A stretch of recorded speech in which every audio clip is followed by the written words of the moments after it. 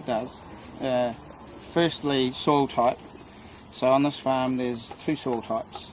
There's the marine clays, which are all the flats, and if you have a look at your map, you'll see that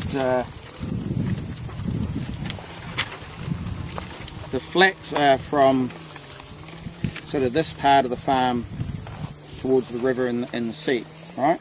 You got that? This part. So the line for the farm is sort of across those trees and up to the house, where the flats sort of become less flat. And technically that's not a hill, but they are a slightly different soil type, even though they're integrated between hills and flats.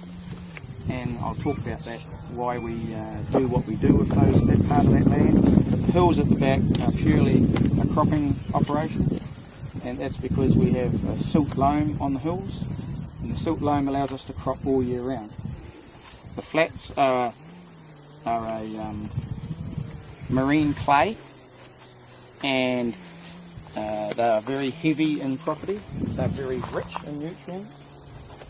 So rich, in fact, we're not allowed to apply any nutrients down there because we've already got a problem, a burden problem.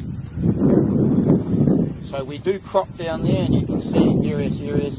If you look on the map, paddock 16.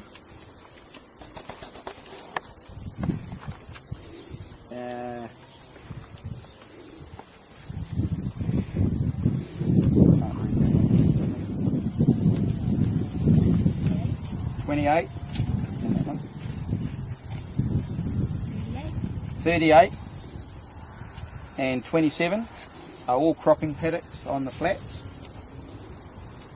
because of their ability to produce high yields, and they are flats. They're very rich in nutrients, so we can grow practically anything that we want in there and get very big yields out of it. But generally it's grass. And so just to give you an example of what we're doing to the grass, it's a kikuya based grass. So paddock 31, which you can see down here is a different colour to all the rest in the middle of the farm. That paddock's been mulched and regrassed. So mulching means we tear everything off the top of it and mulch it up into bits a couple of inches long, and then we drill in new seed.